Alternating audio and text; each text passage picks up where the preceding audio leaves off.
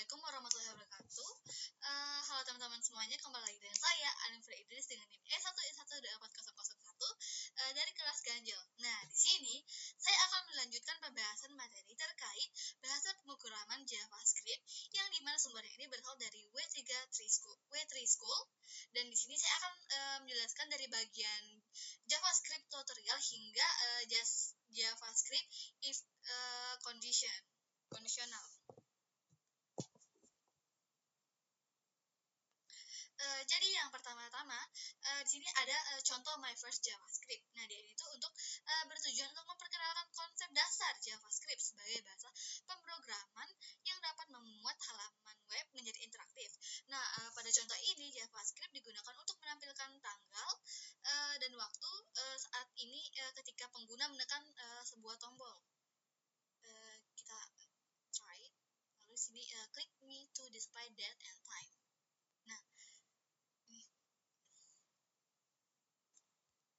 Nah, interaksi ini tuh menunjukkan bahwa JavaScript ini tidak berjalan sendiri, melainkan dia ini bekerja bersama HTML.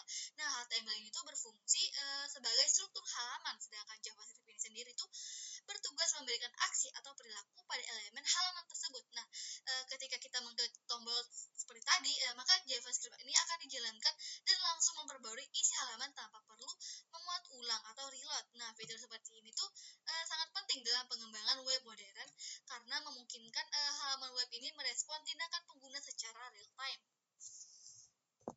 Di sini kan saya mencoba jalankan dari webnya langsung. Bagaimana kalau saya coba jalankan langsung?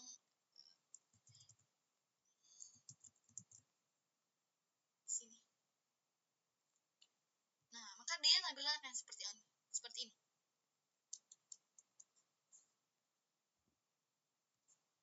Nah, ini kodenya teman-teman.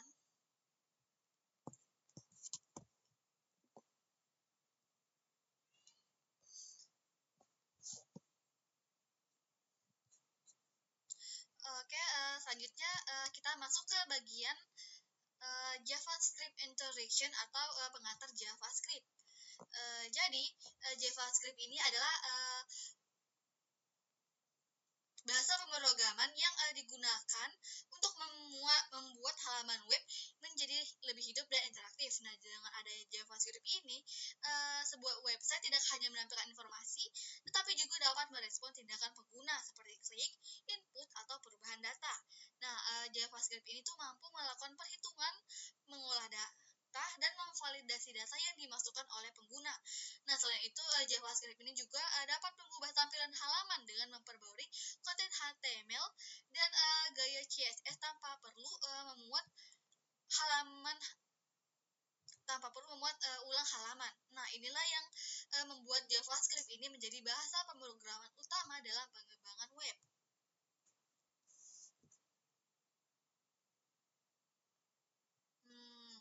Jadi di sini tuh ada contoh. Kita coba jalankan. Nah, ini kita jalankan di Chrome aja.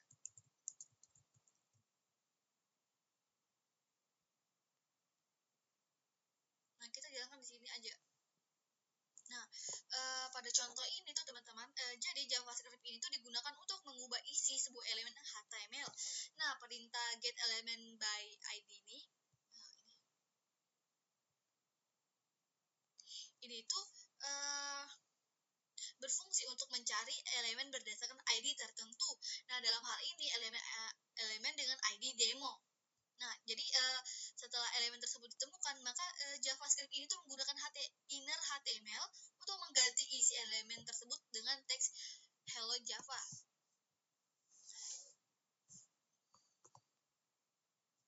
Lalu perubahan itu terjadi secara langsung ketika kode dijalankan. Nah, sehingga menunjukkan bagaimana JavaScript ini dapat memanipulasi konten HTML secara dinamis. Lalu dalam JavaScript ini penulisan teks atau string dapat menggunakan tanda petik A1 maupun tanda petik 2. Nah, keduanya itu memiliki fungsi yang sama dan sama-sama diterima oleh JavaScript. Nah, hal ini tuh memberikan fleksibilitas bagi programmer dalam penggunaan kode. Nah, penggunaan tanda petik yang konsisten ini membantu menjaga kerapian kode dan menghindari kesalahan penulis, terutama ketika teks yang digunakannya mengandung tanda petik di dalamnya. Nah, seperti pada contoh ini kan dia memakai tanda petik 2, sedangkan pada contoh ini dia tuh menggunakan tanda petik 1. Jadi pada contoh kode ini tuh JavaScript ini menggunakan tanda petik 1 untuk menuliskan teks Hello JavaScript. Nah, kode get element by ID atau demo ini digunakan untuk mengambil elemen HTML dengan ID demo. Kemudian inner HTML berfungsi untuk menggantikan isi elemen tersebut. Nah, walaupun menggunakan tanda petik 1, hasil yang ditampilkan ini tetap sama seperti penggunaan tanda petik 2. Nah, itu menunjukkan bahwa JavaScript menerima kedua jenis tanda petik tanpa perbedaan fungsi. Selanjutnya di sini ada JavaScript can change HTML attribute value. Jadi JavaScript ini tidak hanya dapat mengubah teks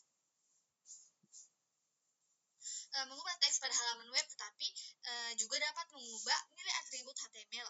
Nah, atribut adalah informasi atau tambahan pada elemen HTML seperti src, href, atau style. Nah, pada contoh ini JavaScript ini tuh digunakan untuk mengubah nilai atribut src.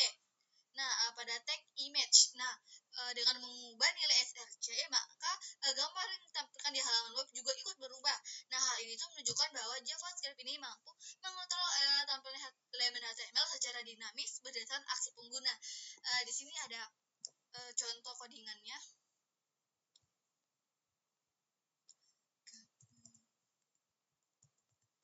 Tapi kayaknya gambarnya nggak akan muncul deh di localhost di web. Nah, iya, ini gambarnya dia nggak masuk ya, jadi harus ditambahin dulu. Kita jalankan aja sini berarti ya. Nah, jadi pada kode ini tuh kita dapat melihat ada sebuah gambar lampu yang memiliki atribut src sebagai penentu file gambar yang ditampilkan. Nah, ada tombol ketika tombol turn on the light diklik, maka JavaScript ini akan mengubah nilai src ini menjadi gambar lampu menyala. Kita coba. Nah, ini sudah menyala. Jadi kemudian sebaliknya saat tombol turn off ini kita klik, maka nilai src ini dikembalikan ke gambar lampu mati. Nah, proses ini tuh terjadi secara langsung tanpa memuat ulang halaman, sehingga memperlihatkan bagaimana JavaScript ini dapat mengubah atribut HTML untuk menciptakan efek interaktif. Keren ya. Kalau di webnya nggak bisa ya. Soalnya gambarnya nggak ada, aku punya, harus masukin. Selanjutnya kita ke bagian JavaScript can change HTML style CSS atau JavaScript dapat mengubah gaya HTML CSS. Nah, jadi selain mengubah isi dan atribut HTML, JavaScript ini juga mengubah tampilan atau gaya elemen HTML menggunakan CSS. Nah, perubahan gaya ini tuh sebenarnya merupakan bentuk lain dari perubahan atribut pada elemen HTML. Nah, dengan JavaScript, tampilan halaman web ini dapat diubah secara dinamis, misalnya mengatur ukuran teks, warna, atau posisi elemen tanpa perlu memuat halaman ulang. Nah, hal itu membuat halaman web menjadi lebih interaktif dan responsif terhadap tindakan pengguna. Di sini ada contoh codingannya, kita coba sendiri.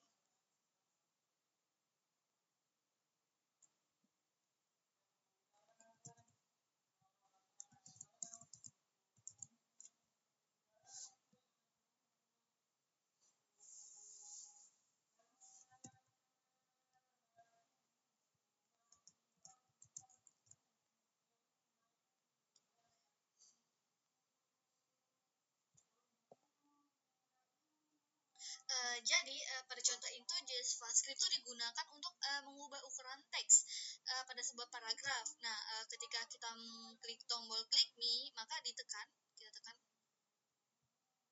Nah, maka JavaScript akan mengambil elemen dengan ID demo lalu mengubah nilai properti font size menjadi 35 pixel. Nah, akibatnya teks paragraf tersebut langsung membesar ketika tombol kita klik. Nah, contoh itu ini tuh menunjukkan bagaimana JS ini dapat mengontrol dan mengubah gaya CSS elemen HTML secara langsung melalui interaksi pengguna. Di sini kita bisa request.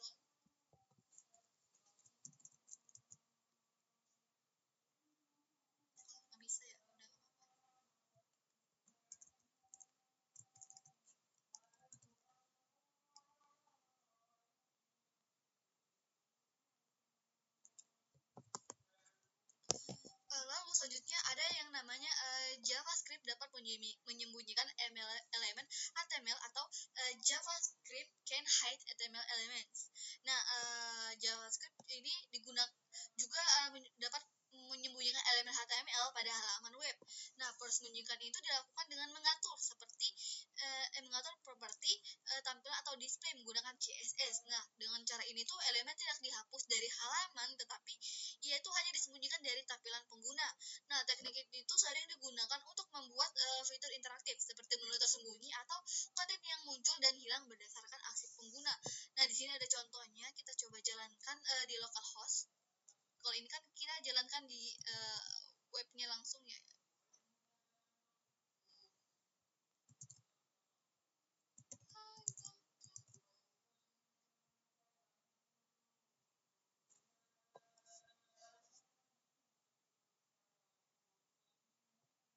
Di sini kita tekan ini klik me.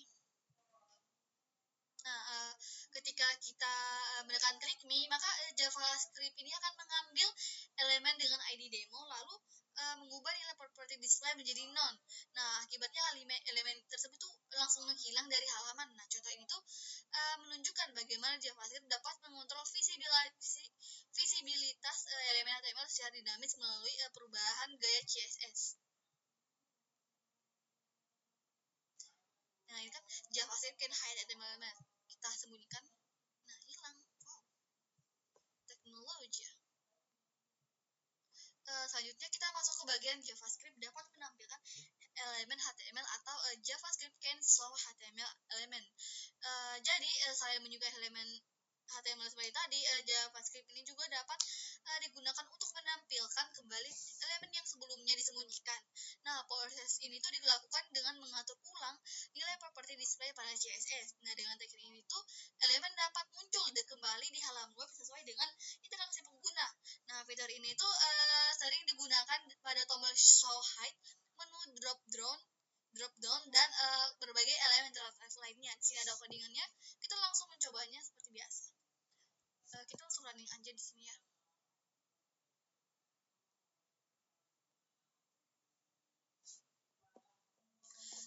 Jadi pada contoh ini tuh JavaScript mengubah nilai properti display menjadi blok. Nah, perintah itu membuat elemen HTML yang sebelumnya disembunyikan dengan nilai none menjadi terlihat kembali. Nah, dengan mengubah nilai display, maka JavaScript ini dapat mengatur kapan sebuah elemen ditampilkan atau disembunyikan secara dinamis tanpa perlu membuat ulang halaman.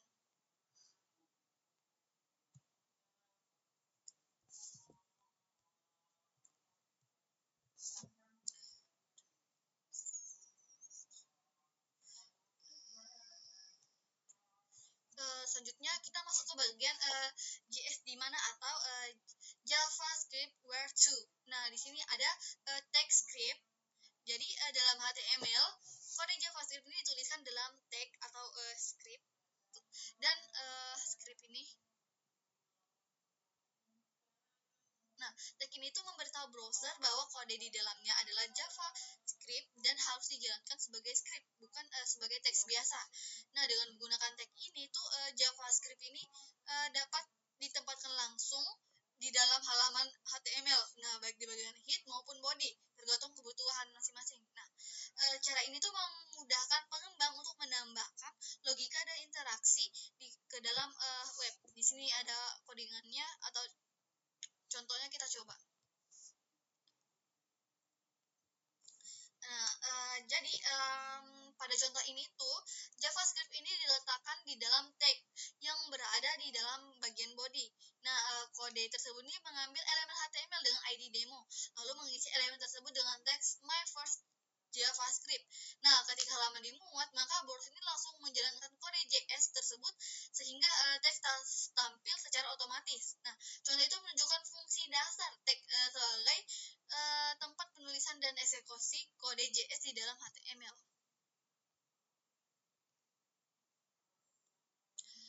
Selanjutnya kita masuk ke bagian fungsi dan peristiwa JavaScript atau function and events JavaScript. Jadi sebuah JS function adalah blok kode JavaScript yang dapat dieksekusi ketika dipanggil dipanggil. Nah, sebagai contoh, sebuah fungsi dapat dipanggil ketika suatu peristiwa terjadi. Seperti ketika penggunaan mengklik sebuah tombol seperti tadi. Nah, JavaScript in hit or body ini ini tag di dalam tag ya. Ini kita dapat menyisipkan sejumlah script dalam dokumen HTML. Nah, script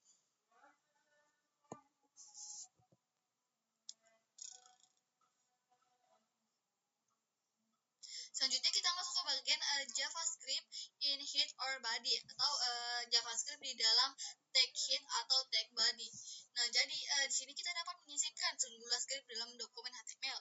Nah, script ini dapat ditampilkan di dalam tag body atau di dalam tag hit bagian halaman HTML. Nah, atau di keduanya. Di sini ada JavaScript di tag hit atau JavaScript in hit. Jadi dalam contoh ini function JavaScript ini ditempatkan di bagian hit di halaman HTML. Nah, fungsi ini dipanggil ketika sebuah tombol diklik. Ini kita coba. Jadi teman-teman gini. Jadi pada bagian tag hit dibuat sebuah fungsi JS bernama myFunction. Nah, fungsi ini tuh bertugas mengubah isi paragraf yang memiliki ID demo. Nah, ketika kita mengklik tombol try it, maka fungsi myFunction ini dipanggil melalui atribut onClick. Akibatnya, teks paragraf yang awalnya bertulisan a paragraph berubah menjadi paragraph change. Nah, contoh ini tuh menunjukkan bagaimana fungsi JavaScript di bagian hit ini dapat dijalankan melalui interaksi pengguna.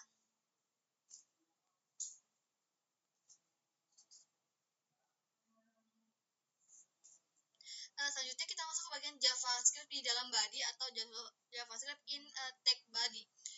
Jadi selain diletakkan di bagian hit, JS ini juga dapat ditempatkan langsung di bagian body halaman HTML. Nah, penempatan itu sering digunakan ketika kode JS ini berhubungan langsung dengan elemen yang ditampilkan di halaman. Selanjutnya kita masuk ke bagian eksternal JavaScript atau script eksternal. Jadi selain yang tadi itu JavaScript juga dapat disimpan di dalam file terpisah atau eksternal. Nah, cara ini tuh digunakan agar kode JS ini lebih rapi, terstruktur dan mudah digunakan kembali. Nah, eksternal JavaScript ini sangat praktis karena ketika kode yang sama digunakan pada banyak halaman web, maka dengan satu file JavaScript ini perubahan cukup dilakukan sekali dan akan langsung berdampak ke semua halaman yang menggunakannya. Nah, file JavaScript eksternal ini memiliki ekstensi JS titik.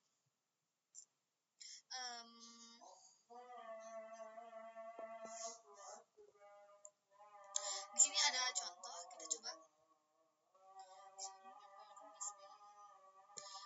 Jadi pada contoh ini tuh fungsi myFunction ini disimpan di dalam file terpisah bernama myScript.js. Nah, fungsi tersebut itu berfungsi untuk mengubah isi paragraf dengan ID demo. File JS eksternal ini kemudian dapat dipanggil dari file HTML menggunakan tag script. Lalu ketika tombol kita klik dan kita klik, fungsi yang ada di dalam file eksternal akan dijalankan sehingga teksnya akan berubah. Nah, contoh itu menunjukkan bagaimana JS eksternal ini membantu memisahkan logika program dari struktur HTML.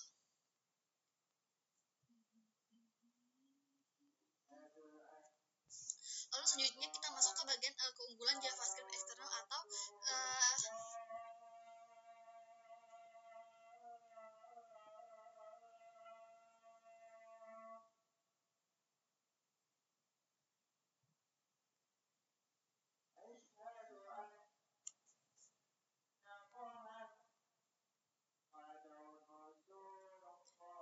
selanjutnya kita masuk ke bagian keunggulan JavaScript eksternal atau external JavaScript advantage. Jadi penggunaan JS eksternal ini memiliki beberapa kelebihan. Nah, dengan memisahkan kode JS dari HTML, maka seluruh halaman menjadi lebih rapi dan mudah dipahami. Nah, hal ini tuh memudahkan proses perawatan dan pengembangan kode di kemudian hari. Nah, selain itu, file JS eksternal ini dapat disimpan dalam cache browser. Nah, dengan adanya cache halaman web dapat dimuat lebih cepat karena JS ini tidak perlu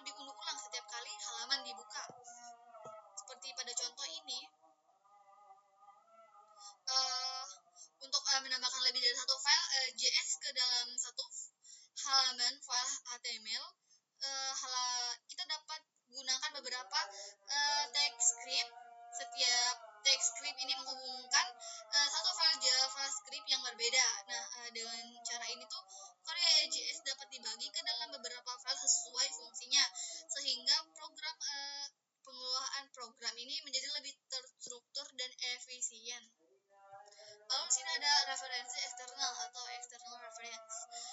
Jadi script eksternal dapat dirujuk dengan 3 cara berbeda. Yang pertama dengan URL lengkap atau alamat web lengkap. Kedua dengan jalur file seperti JS. Lalu tanpa jalan apapun. Nah, contoh ini tuh menggunakan URL lengkap untuk mengenalkan ke MyScript.js. Nah, itu menjelaskan ini dijelaskan tuh ya.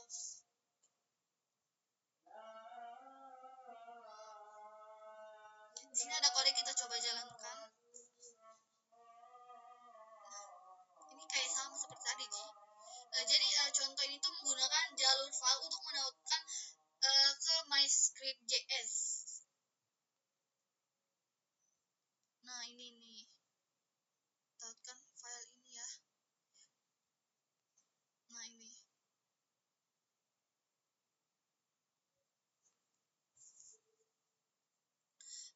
Contoh ini contoh yang di bawah ini tuh tidak menggunakan jalur untuk mendownloadkan ke MyScript.js.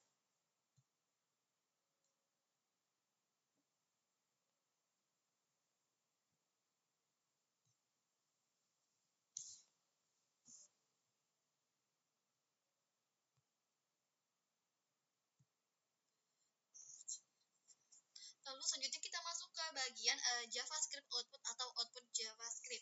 Nah, jadi kemungkinan tampilan JavaScript atau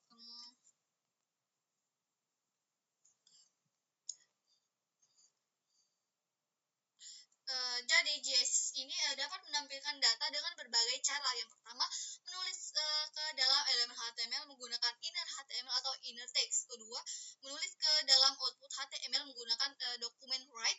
Yang ketiga, menulis ke dalam kotak peringatan dengan menggunakan window alert. Dan yang terakhir, menulis ke konsol browser dengan menggunakan console.log. Di sini pertama menggunakan inner HTML. Nah, jadi untuk mengakses dan mengubah elemen HTML menggunakan JavaScript, salah satu cara yang paling umum adalah dengan menggunakan metode dokumen getById.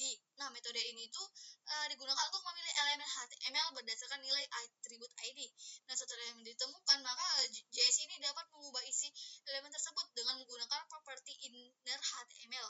Nah, dengan inner HTML ini, konten HTML dapat diperbarui secara dinamis, termasuk menambahkan atau mengganti teks maupun tag HTML di dalamnya. Di sini ada contohnya, contoh codingan. Kita coba jalankan.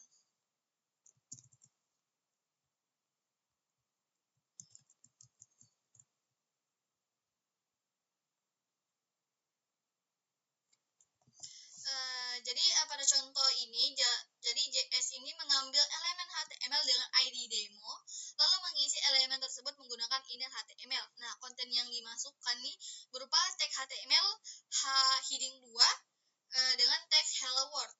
Lalu akibatnya teks hello world ini ditampilkan sebagai judul pada halaman web. Nah, contoh ini tuh menunjukkan bahwa inner HTML tidak hanya dapat menampilkan teks biasa, tetapi juga dapat menampilkan struktur HTML secara langsung. Selanjutnya kita ke bagian menggunakan inner text. Nah, selain inner HTML, JS ini juga menyediakan properti inner text untuk mengubah isi teks pada elemen HTML. Nah, properti ini tuh hanya mengubah teks saja tanpa memproses tag HTML di dalamnya. Penggunaan inner text ini tuh cocok ketika kita hanya ingin menampilkan teks biasa dan ingin memastikan bahwa tidak ada kode HTML yang ikut ditampilkan dan dijalankan. Kita coba codingannya. Ya, ini saya enggak ini ya, kita salin langsung aja sih.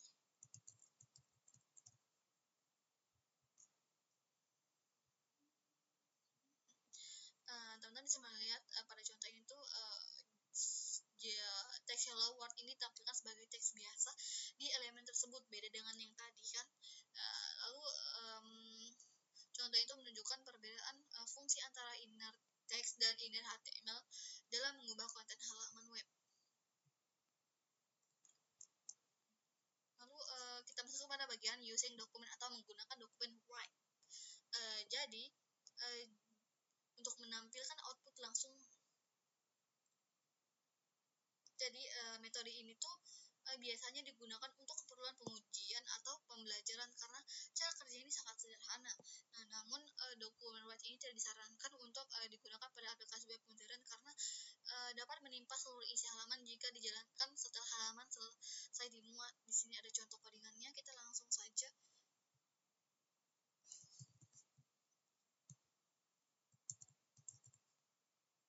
jalankan. Pada contoh ini tuh dokumen write digunakan untuk menampilkan hasil dari operasi penjumlahan 5 tambah 6. Nah, ketika halaman dijalankan, maka JavaScript ini akan langsung menuliskan hasil perhitungan tersebut ke dalam web 5 tambah 6. Nah, contoh itu menunjukkan bahwa dokumen write ini dapat digunakan untuk menampilkan output secara tepat, tetapi ya penggunaannya itu sebaiknya dibatasi hanya untuk percobaan atau latihan dasar JavaScript saja ya. Lalu setelah penggunaan dokumen write selesai dimuat, ini dapat menyebabkan seluruh isi halaman terhapus. Nah, hal ini tuh karena dokumen write ini akan menulis ulang dokumen dari awal. Oleh karena itu, metode ini tuh tidak disarankan untuk digunakan dalam interaksi pengguna seperti klik tombol dan hanya cocok untuk keperluan pengujian sederhana saat pertama kali dibuat. Di sini ada contohnya.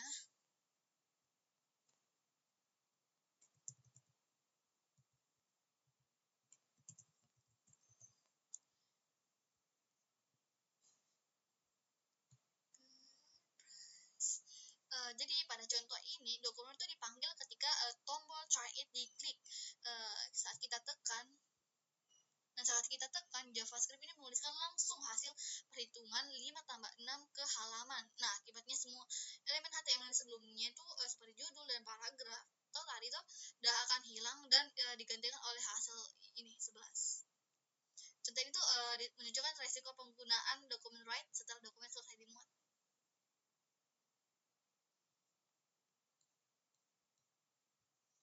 Selanjutnya kita ke bagian using window alert. Nah, di sini JavaScript itu menyediakan fungsi window alert untuk menampilkan pesan atau data bentuk kotak dialog. Nah, alert ini biasa digunakan untuk menampilkan informasi sederhana, peringatan atau hasil pengujian. Ketika alert muncul, maka pengguna harus menutup kotak dialog tersebut terlebih dahulu sebelum dapat melanjutkan interaksi dengan halaman web. Di sini ada contoh.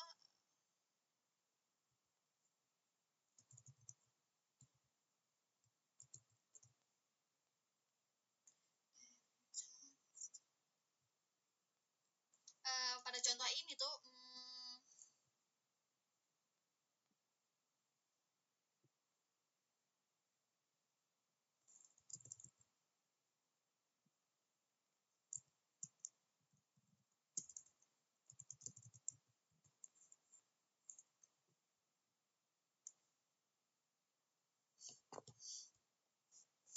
fungsi window alert digunakan untuk menampilkan hasil dari operasi penjumlahan 5 tambah 11. Nah, setelah halaman jelasan, browser akan langsung menampilkan kotak dialog bersisi 11 yang tadi.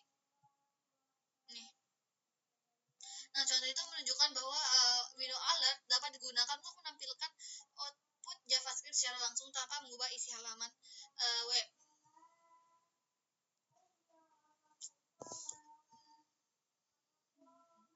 Dalam JS ini window adalah objek global. Nah, artinya semua variabel, properti, dan fungsi bawaan JS secara otomatis berada di dalam objek window. Nah, karena bersifat global, maka penulisan kata window tidak selalu diperlukan. Banyak fungsi JS tetap dapat digunakan tanpa menyebutkan window, sehingga penulisan kode menjadi lebih singkat dan sederhana. Di sini ada contoh codingan, contohnya.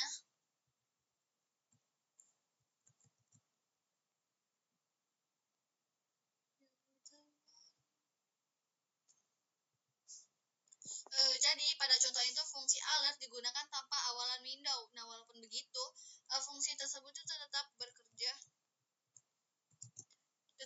dengan normal karena alert. Ini merupakan bagian dari objek window. Nah, ketika halaman dijalankan maka JavaScript ini menampilkan kotak dialog berisi penjumlahan 5 tambah 11 yaitu 11. Nah, contoh itu menunjukkan bahwa penggunaan kata window dalam JavaScript ini bersifat opsional. bagian menggunakan konsol log. Untuk keperluan debugging, kita dapat memanggil konsol log. Metode tersebut tuh di browser untuk menampilkan data.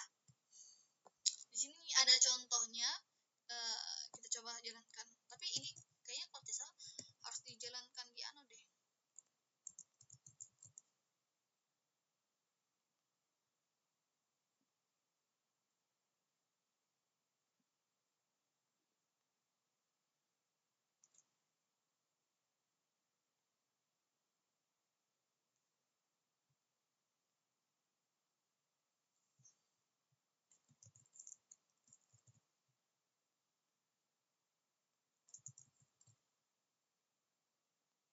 Iya, ini harus dijalankan di konsol. Inspect.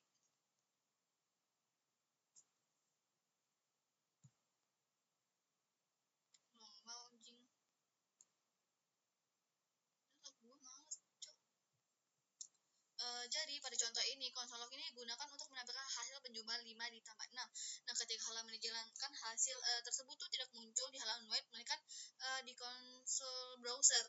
Nah, contoh ini tuh menunjukkan bahwa konsol log ini berguna untuk memantau proses kerja JavaScript di balik layar, terutama saat melakukan debugging.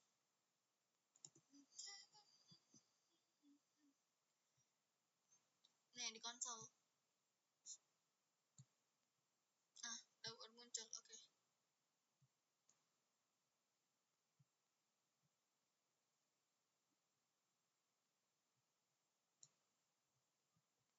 Selanjutnya kita ke bagian print JavaScript. Nah, jadi JavaScript tidak memiliki objek atau metode print. Nah, kita tidak dapat mengakses perangkat output dari JS ini. Nah, satu-satunya pengecualian adalah ketika kita memanggil window print, maka metode tersebut tuh di browser untuk mencetak isi jendela saat ini.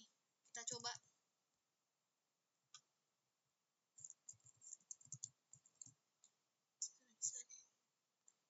Bisa.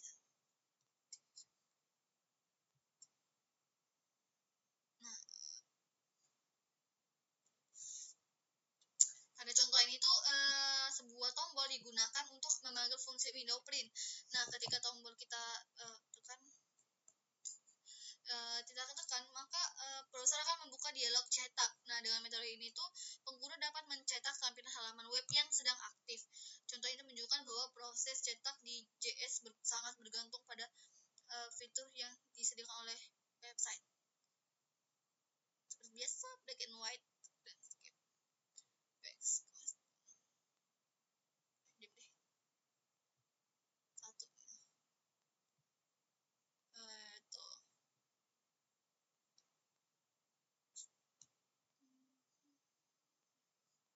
Ini kita bisa save. Teman-teman bisa nanti coba aja ya.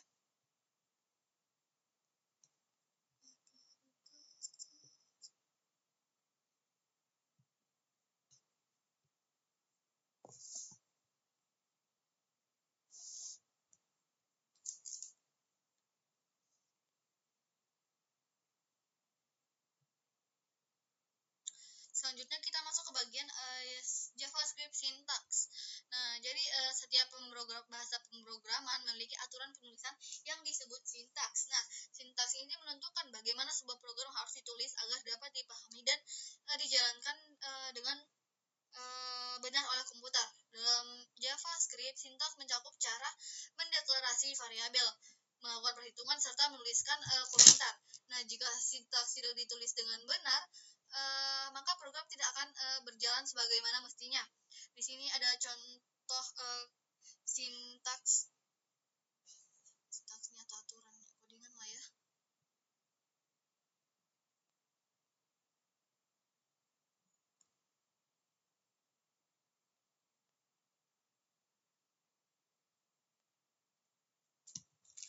Jadi pada contoh ini tuh variabel dideklarasikan menggunakan kata kunci let. Nah, seperti pada variabel x dan y. Selanjutnya JS ini melakukan perhitungan dengan menjumlahkan nilai y dan nilai x dan y, lalu menyimpannya ke dalam variabel z. Nah, baris yang diawali dengan tanda garis miring 2 menggunakan komentar. Komentar tidak akan dijalankan oleh JS ya, dan hanya berfungsi sebagai catatan atau penjelasan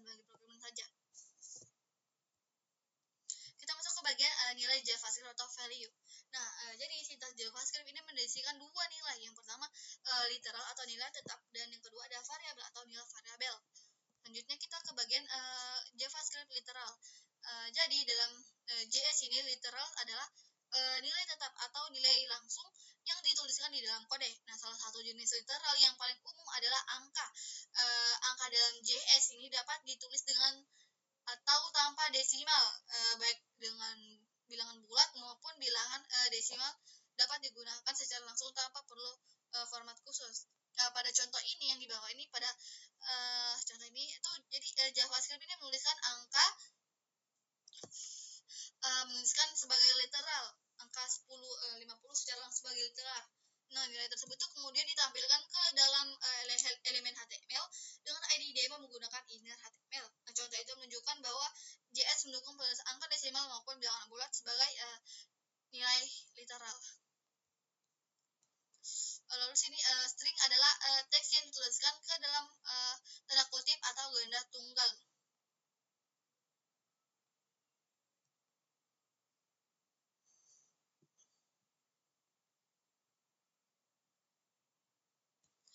Kita masuk ke bagian kata kunci JavaScript.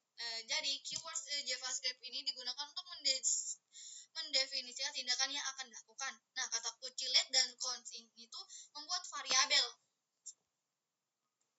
Di sini ada contoh. Jadi contoh itu variabel x dibuat menggunakan keyword let dengan nilai 5. Nah, sedangkan variabel fname dibuat dengan menggunakan keyword const dengan nilai John. Nah, kemudian JavaScript ini menggabungkan nilai string dan angka tersebut untuk ditampilkan ke halaman web. Hasilnya adalah kalimat yang menunjukkan nama dan usia yang ditampilkan melalui elemen HTML dengan ID demo. Selanjutnya kita ke bagian variabel JavaScript atau JavaScript variabel. Nah, variabel adalah wadah untuk menyimpan nilai data. Nah, variabel ini harus diidentifikasi dengan nama yang unik. Di sini ada contoh. Saya jelaskan. Jadi pada contoh ini tuh variabel x itu didefinisikan menggunakan keyword let tanpa langsung diberi nilai. Nah, setelah itu nilai 6 ini diberikan ke dalam variabel x. Nah, contoh ini menunjukkan bahwa pembuatan variabel dan pemberian nilai dapat dilakukan secara terpisah dalam JavaScript.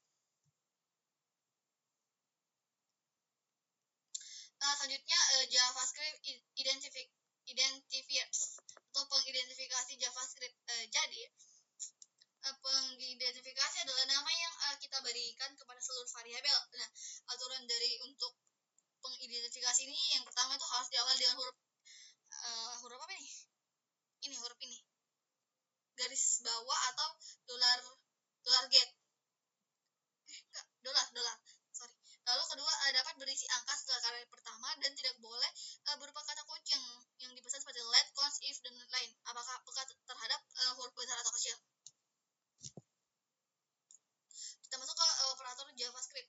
Jadi operator penugasan JavaScript sama dengan menetapkan nilai ke variabel. Nah, di sini ada contoh, kita coba.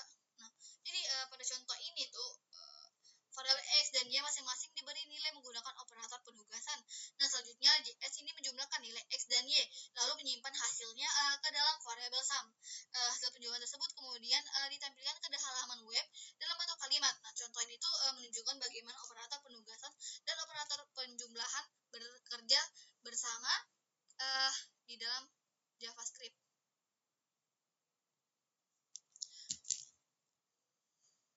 Lalu JavaScript menggunakan operator aritmika tambah kurang bagi untuk menghitung nilai. Jadi pada contoh ini itu JS ini menggunakan operator perkalian untuk menghitung nilai 5 dikali 10. Nah, hasil tersebut tuh kemudian langsung ditampilkan ke halaman web. Contoh itu menunjukkan bahwa JavaScript dapat melakukan perhitungan aritmika secara langsung dan menampilkan hasilnya menggunakan kode yang sederhana.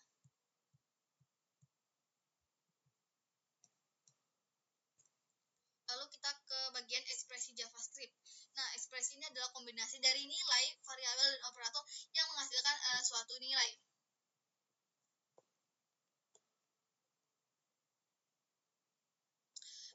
teman-teman bisa lihat pada contoh pertama, eksekusi matematika 5 tambah 6, terus dikali 10 ini menghasilkan 1000 nilai 1110. Nah, jadi JavaScript ini mengikuti aturan perhitungan seperti dalam matematika.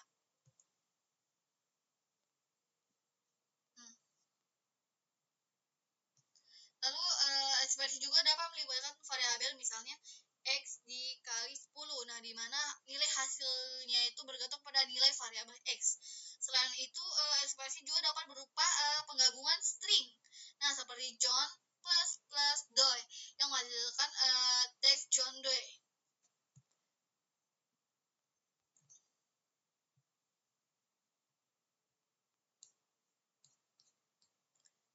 Lalu kita masuk ke bagian JavaScript is case sensitive, atau JavaScript ini peka terhadap huruf besar dan kecil.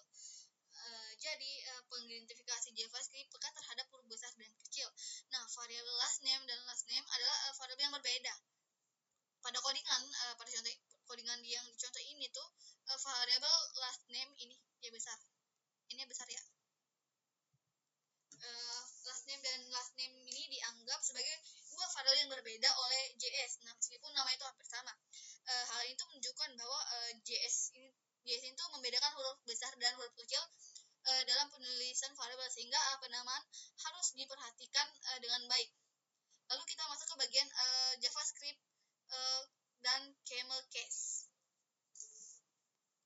Jadi secara historis para programmer telah menggunakan berbagai cara untuk menggabungkan beberapa kata menjadi satu nama variabel. Tanda hubung seperti nama depan, nama belakang, kartu master, antar kota. Nah, tanda hubung ini tidak diperbolehkan dalam JavaScript. Tanda hubung ini hanya digunakan untuk pengurangan. Lalu ada menggarisbawahi, seperti nama garis bawah depan, nama garis bawah belakang, nama garis bawah card, terus antar garis bawah kota. Lalu untuk huruf kapital atas itu kasus pascal. Nama huruf depan inilah contohnya lah teman-teman. Lalu ini lower camel case. Jadi para programmer JavaScript ini cenderung menggunakan lower camel case.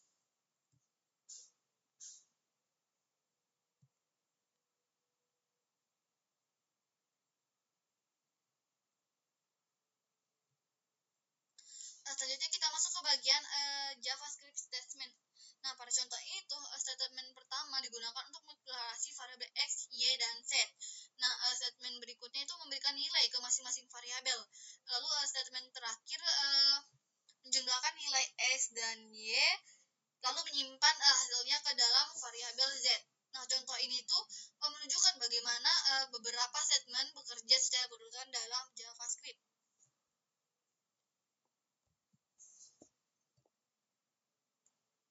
Outputnya ini, the value of Z is 11.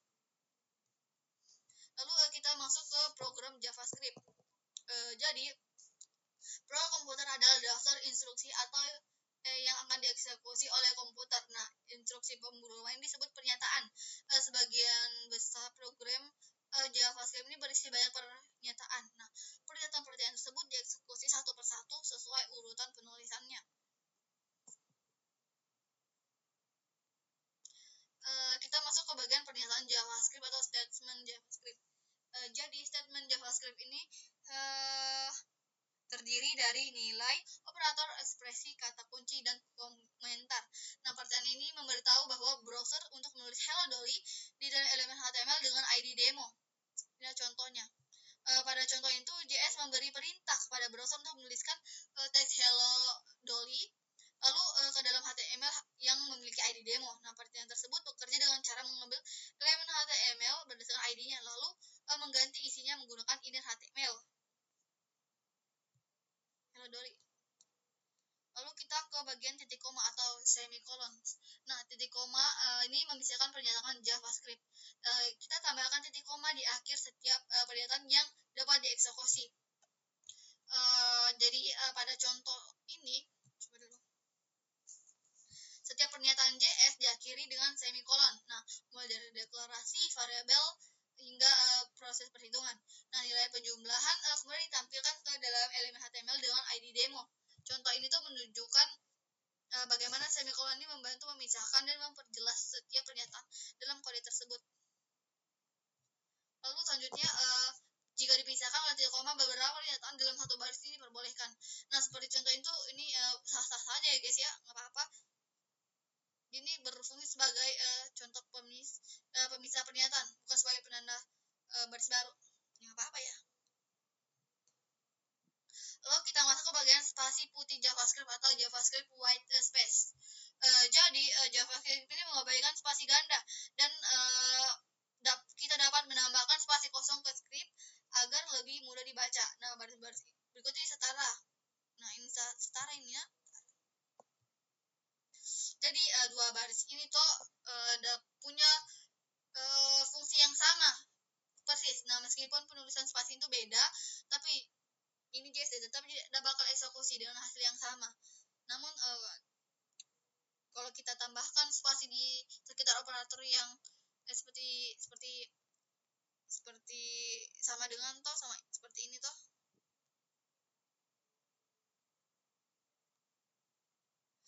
intinya sekarang sama dengan tambah, kurang, kali, dan bagi nah ini udah buat kode lebih rapi, mulai dibaca dan dipahami oleh programmer. Selanjutnya kita masuk ke bagian panjang baris dan pemisah baris JavaScript atau kalau bahasa Inggrisnya nih ya JavaScript line length and line breaks. Jadi untuk keterbacaan terbaik, programmer ini seringkali lebih suka menghindari baris kode, seringkali lebih suka untuk lebih baik, programmer seringkali lebih suka menghindari baris kode yang lebih panjang dari 80 karakter. Jika sebuah pernyataan JavaScript tidak muat dalam satu baris, maka tempat terbaik untuk memisahkan adalah setelah operator.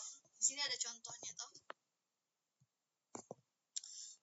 pada ini codingan sama contoh penulisan kode JavaScript ini dipisahkan di kedua baris setelah operator sama dengan. Nah, JavaScript ini tetap memahami kode tersebut sebagai satu perintah yang sama.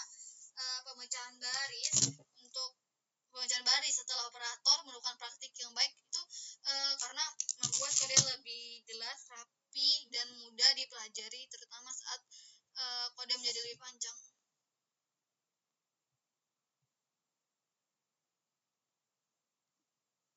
Selanjutnya kita masuk ke bagian blok kode JavaScript. Jadi dalam JS beberapa pernyataan dapat dikelompokkan bersama ke dalam code block yang ditandai dengan tanda kurung kurawal. Nah, tujuan code block adalah agar beberapa perintah dapat dijalankan secara bersamaan sebagai satu kesatuan. Di sini ada contohnya. Jadi sebuah fungsi JavaScript ini memiliki satu kode blok yang berisi dua perintah. Nah, kemudian perintah tersebut akan dijalankan ketika fungsi dipanggil. Perintah pertama itu udah bakal tampilkan hello Dolly. Oh ya, hello Dolly. Nah, pada elemen HTML pertama dan perintah kedua bakal menampilkan teks how are you pada elemen HTML lainnya. Semua perintah tersebut dijalankan bersama karena berada dalam satu code block. Selanjutnya kita ke bagian kata kunci JavaScript. Di sini saya akan sebutkan saja, teman-teman bisa baca selebihnya. Jadi ada beberapa daftar kata kunci yang kita bakal pelajari dalam ini tutorial. Yang pertama itu for, let, const, is, with, for, function, return, and try. Oh iya, di beberapa kata kunci ini kita sudah pernah bisa jelaskan itu for, if, switch, for, function, return. Udah.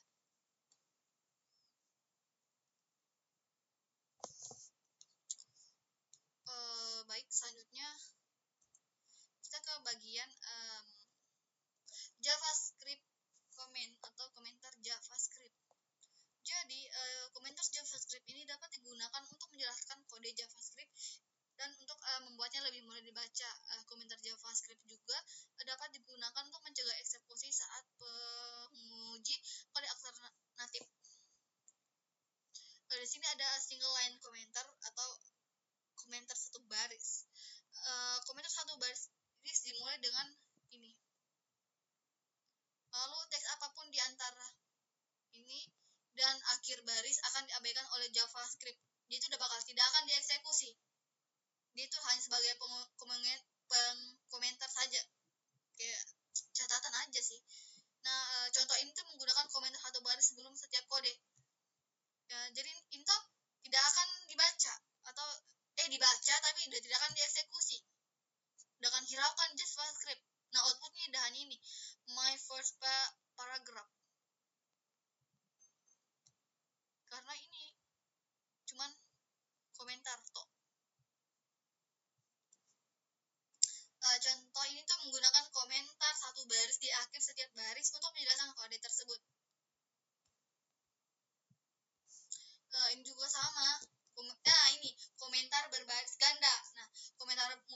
baris dengan garis miring bintang dan diakhiri bintang garis miring tuh teks apapun diantaranya ini tuh ada bakal diabaikan juga oleh JavaScript.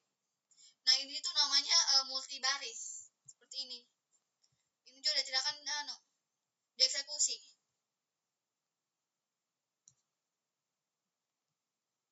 Terus menggunakan komentar untuk mencegah eksekusi. Nah penggunaan komentar untuk mencegah eksekusi kode ini cocok untuk pengujian kode. Nah dengan menambahkan tanda garis miring di depan baris kode akan mengubah ini. Teman-teman bisa lihat saja.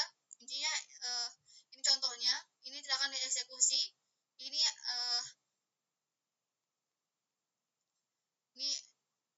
dicegah untuk eksekusi. Ya begitu.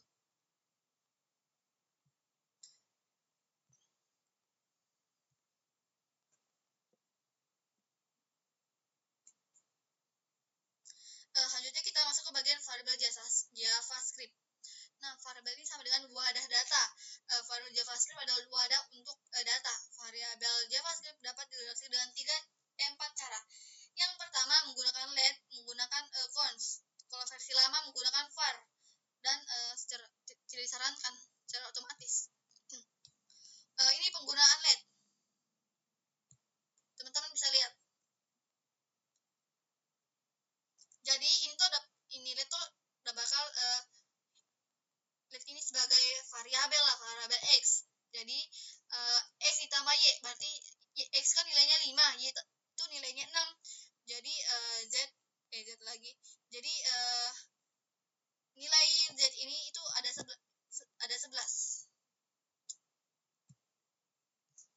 Ini juga sama sih. Ini penggunaan kosanta. Ini toh saya bilang tadi. Lalu pengidentifikasi JavaScript. Ini teman-teman baca aja karena saya sudah jelaskan tadi. Ini juga garis bawah JavaScript. Nah, jadi JavaScript ini memerlukan garis bawah sebagai huruf. Nah, pendewasa yang mengandung garis bawah ini adalah variabel yang valid. Ini contohnya. Ini kebiasaan di kalangan programmer. Contohnya.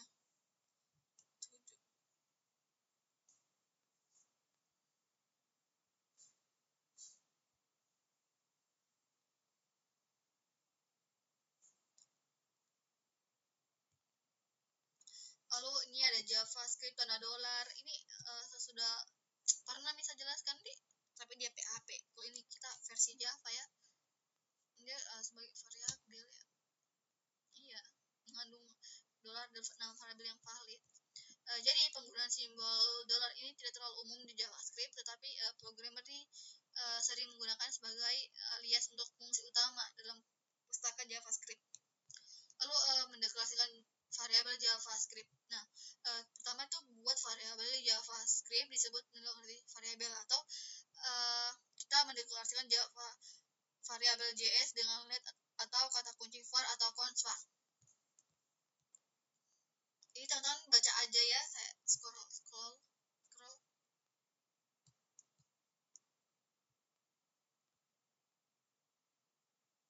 Ini contohnya. Ini maka outputnya itu bakal Volvo. Karena udah panggil ini.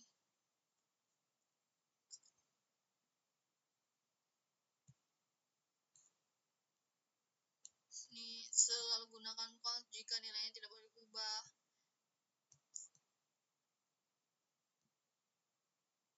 Ini totalnya 11.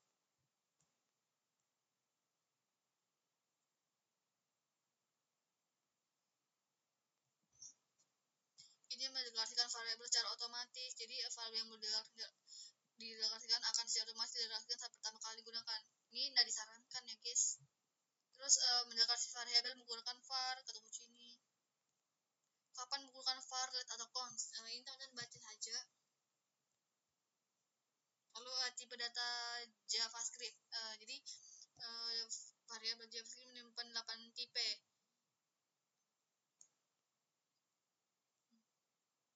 Ini dibaca saja. Kodenya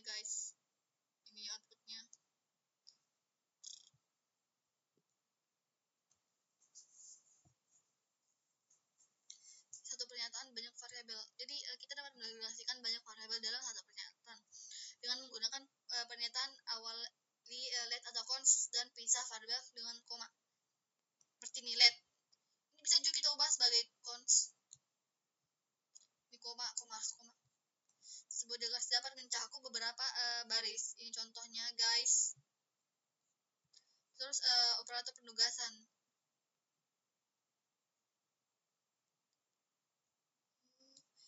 Jadi dalam JavaScript tuh hal ini tuh sangat masuk akal karena ia tuh mendapatkan nilai x ditambah 5 ke x. Nah, program ini menghitung nilai x tambah 5 dan memasukkan hasilnya ke dalam variabel x. Nilai x kemudian ditambah dengan 5. Lalu ini ada aritmatika JavaScript. Nah, sama seperti aljabar, kita dapat melakukan aritmatika dengan variabel JavaScript menggunakan operator seperti sama dengan dan plus sama dengan ya. Jadi x kita x 10 lah. Ini hasil 10. Itu kita gunakan operator aritmatika ya. Ini contoh penggunaan contoh penggunaan aritmatika. Nah, ini tuh aritmatika dalam string. Jadi selain angka, kita juga bisa pakai string. Maka hasilnya John Doe. Iya, hasilnya John Doe. Nah, ini juga tuh kalau semisal ada tanda kutipnya gimana, Kak? Ini udah bakal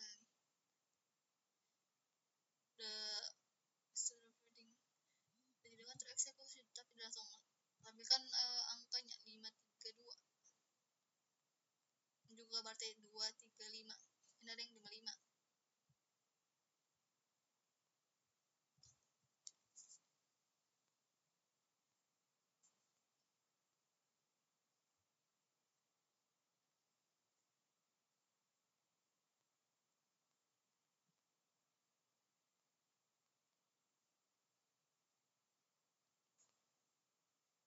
Lalu selanjutnya kita masuk ke bagian JavaScript let.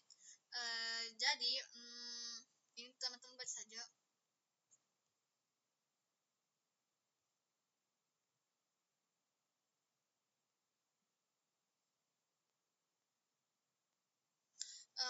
Jadi lingkup blok sebelum IS6 2015 ini, JavaScript ini sebelumnya sudah tidak punya blok scope atau lingkup blok. Nah, JavaScript ini memiliki global scope dan function scope.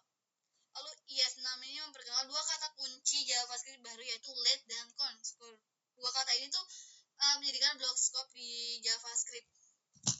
Ini contohnya variabel yang dilakukan di dalam blok ini tidak dapat diakses dari luar. Ini cannot be used here. Lalu lingkup global, jadi terus ini variabel yang dilakukan di var dalam blok kurung kurawal dapat diakses dari luar blok. Ini bisa. Karena variabel yang dilakukan dengan var ini selalu memiliki cakupan global, sedangkan let juga tidak. Terus variabel yang dilakukan dengan var ini kata kunci tidak memiliki cakupan blok. Terus tidak dapat dinyatakan ulang.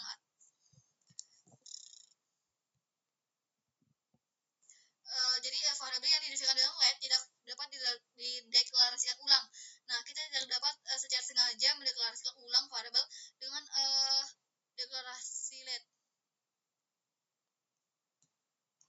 Seperti ini. Anda tidak bisa melakukan ini, tidak bisa. Kecuali kalau kita pakai function var baru bisa dideklarasikan ulang.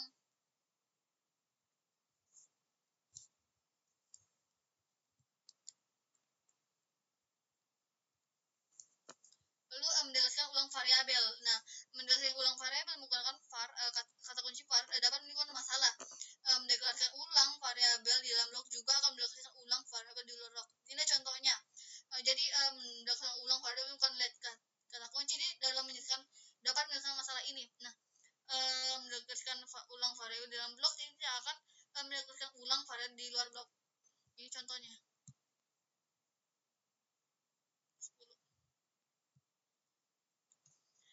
Ini ada perbedaan antara var, let, dan const. Teman-teman bisa baca. Dan apa itu baik? Kind. What is good? Ini teman bisa baca. Ini juga apa baik.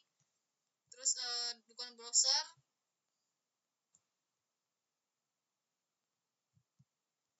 Terus kita ke statement redeclaring ya, menyatakan kembali. Jadi menuliskan ulang variabel JavaScript dengan var diperbolehkan di mana saja dalam program. Ini contohnya. Nah, dengan menggunakan let, menuliskan ulang variabel dalam blok yang tidak sama diperbolehkan. Jadi ini bisa kita gabung. Lalu menuliskan ulang variabel dengan let koma di blok lain tuh diperbolehkan juga. Seperti ini contohnya. Lalu membiarkan pengangkatan. Jadi variabel yang didefinisikan dan var akan diangkat ke bagian atas dan dapat diinisiasikan kapan saja. Sini tuh kita dapat menggunakan variabel tersebut dalam tersebut sebelum dideklarasikan. Contoh, nah ini tidak apa-apa.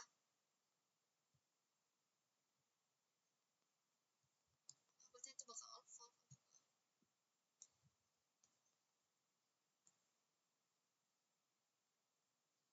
Ini tuh contoh yang salah. Kalau di sini memang sub, di sini harus sub juga. Nah boleh ubah. Udah bakal nih error toh. Karena udah tidak dapat akses car name sebelum initialization.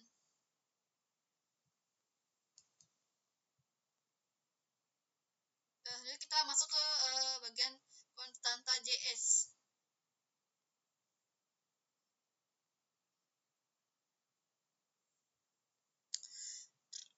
Konstanta JS tidak dapat ditugaskan kembali. Variabel yang didefinisikan dengan const kata kunci kita tidak dapat beri nilai ulang. Seperti ini contohnya. Saya lihatkan outputnya teman-teman. Nah ini udah bakal error nih karena ini. Itu harus ditugaskan. Nih variabel JavaScript const harus diberi nilai saat deklarasi. Nah ini itu benar, sedangkan ini tuh salah. Lalu kapan menggunakan const di JavaScript? Ini teman-teman baca aja. Lalu kita masuk ke bagian objek konstan dan array. Ini teman-teman juga bisa baca. Lalu kita masuk ke bagian array konstan. Nah, kita dapat menggunakan array konstan.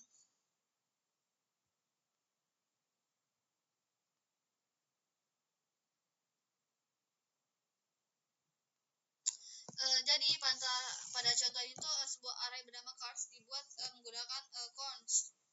Nah, elemen pertama adalah array kemudian ubah menjadi nilai baru. Lalu selain itu sebuah elemen baru ditambahkan ke dalam array menggunakan metode pass. Nah, itu diperbolehkan karena yang diubah adalah isi array bukan variabel array sendiri. Namun kita tidak dapat menetapkan ulang arraynya seperti ini. Ini salah. Kita harus berurutan. Ini bakal error. Nah, udah bakal error. Selanjutnya kita ke bagian objek konstan.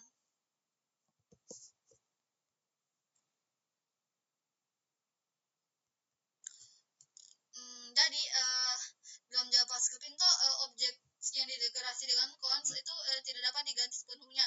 Namun properti dalam objek tetap bisa diubah atau ditambahkan. Nah, seperti ini contoh toh. Pada contoh yang ini tuh objek kartu dibuat dengan menggunakan const. Nah, properti color diubah dari white menjadi red dan properti baru ornate ditambahkan. Nah, semua perubahan itu diperbolehkan karena yang diubah itu hanyalah isi objeknya. Terus pada contoh yang kedua ini, nah ini tuh salah. Nah, jadi program ini mencoba mengganti seluruh objek class dengan objek baru. Nah, maka JavaScript-nya akan masih error karena objek konstan ini tidak boleh diganti secara keseluruhan. Contoh ini tuh menunjukkan perbedaan antara mengubah properti dan menyalakan ulang objek konstan.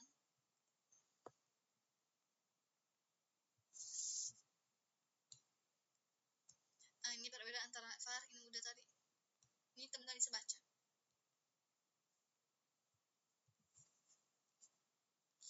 Lalu di sini ada scope block atau lingkup. Nah, mendeklarasikan variabel dan cara ini mirip dengan cara yang digunakan dengan dideklarasikan dalam blok. Dalam contoh ini tidak sama dengan variabel X yang dideklarasikan. Jadi pada ini contoh itu variabel pertama f atau variabel X pertama itu dideklarasikan di luar blok dengan nilai itu 10. Nah, lalu di dalam blok tanda kurung kurawal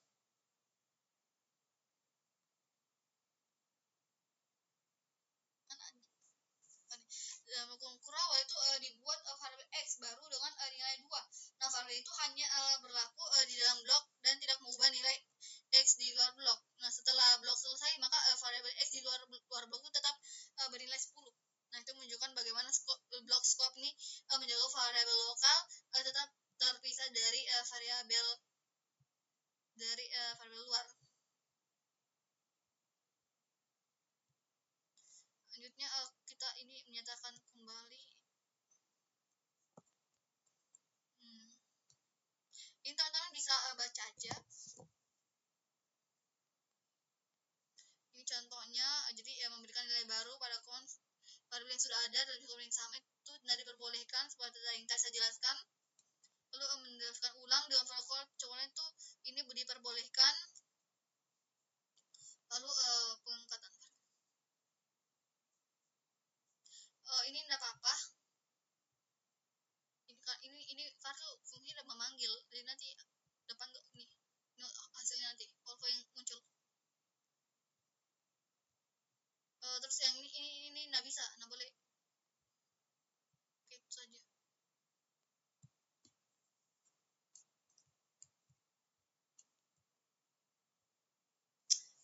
Kita ke tipe data JavaScript. Nah, Java ini kan memiliki 8 tipe data. Saya akan sebutkan jenisnya, katakan teman-teman bisa baca sendiri. Yang pertama itu rangkaian, Inggris please. Yang pertama itu string, number, begin, boolean, object, undefined, null, dan symbol. Nah, ini contohnya.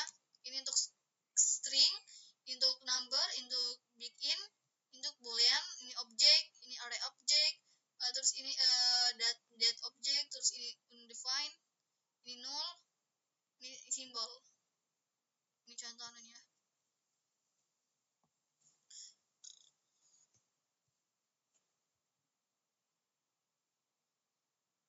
Lalu kita ke use operator. Di sini kita dapat menggunakan operator JavaScript type of untuk mengetahui tipe variabel JavaScript. Nah, type of itu mengembalikan tipe variabel atau ekspresi.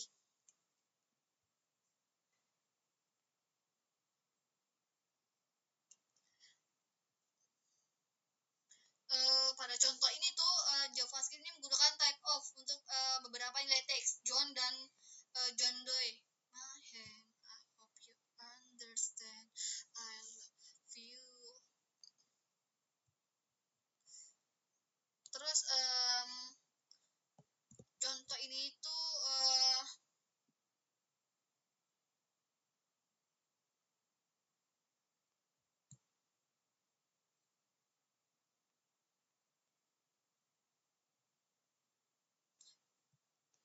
ya begitulah nomor ya.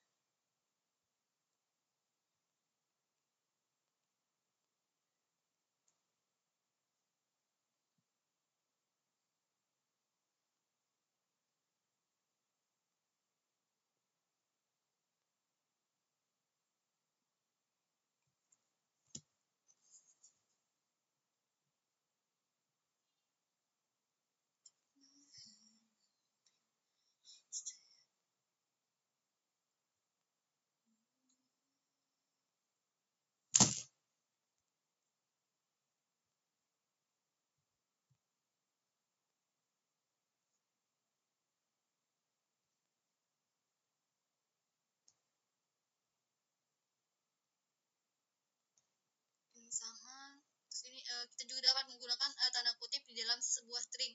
Nah, asalkan tanda kutip tersebut itu tidak sama dengan tanda kutip yang menulis string tersebut seperti ini.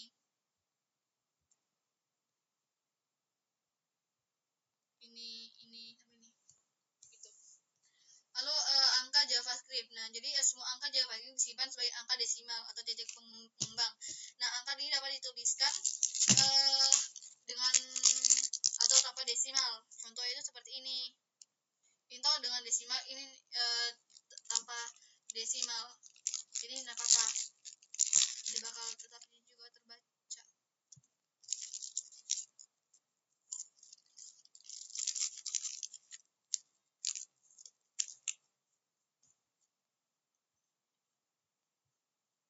Lalu ada notasi eksponensial. Ini dia. Angka yang besar sangat kecil dapat ditulis dengan notasi ilmiah eksponensial. Nah, ini kan terlalu kalau kita tulis begini tuh terlalu besar angkanya, terlalu banyak. Nah, ini untuk singkat. Jadi nolnya itu bakal jadi 5 kali juga. Lalu untuk boolean JavaScript di sini bisa teman-teman baca saja. Ini contohnya, ini equal false, ini true. Ini nggak benar nih. Ini teman-teman baca aja. Kita lanjut ke operator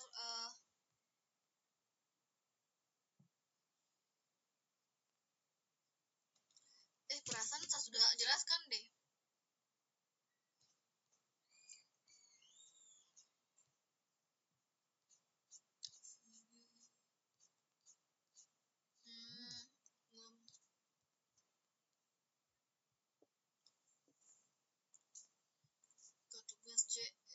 JavaScript assignment. Ini bisa teman-teman baca saja. Ini operator penuh logika, ini apa sama dengan, itu begini. Ini operator plus sama dengan, ini kurang sama dengan, ini kali sama dengan. Ini operator penugasan eksponensial memangkatkan sebuah variabel dalam ukurannya. Ini pembagian sama dengan, ini penugasan sisa pada. Ini teman baca aja sih, bisa jawab sendiri.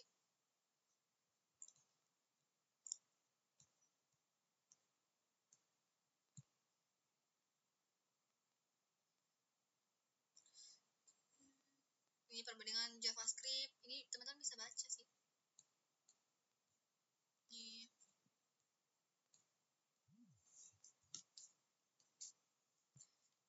lanjutnya kita ke bagian kondisi if.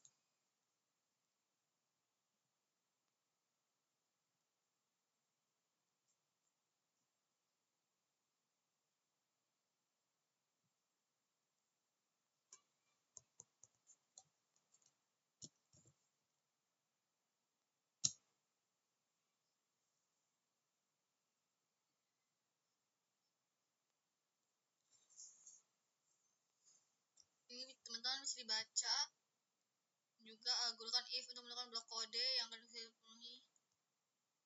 If else ini untuk menentukan kondisi baru yang akan kita uji jika kondisi pertama adalah false. Ini perjalanan switch, ini operator ternary.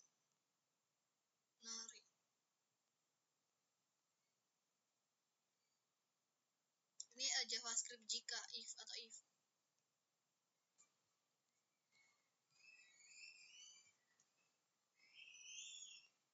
Ini if else. Ini sintaksnya, contohnya.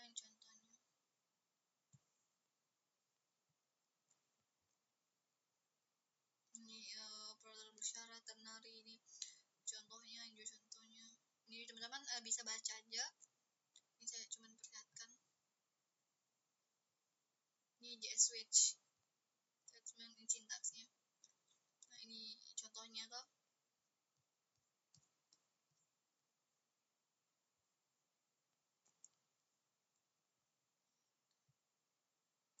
Ini boolean JS.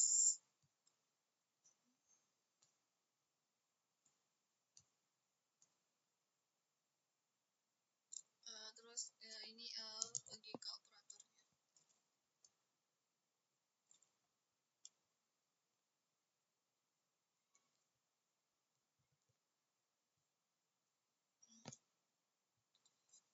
Oke, baik. Demikianlah penjelasan materi mengenai JavaScript. Terima kasih sudah menonton. Saya kira sudah begitu saja. Jangan lupa untuk terus mencoba dan belajar langsung kodenya.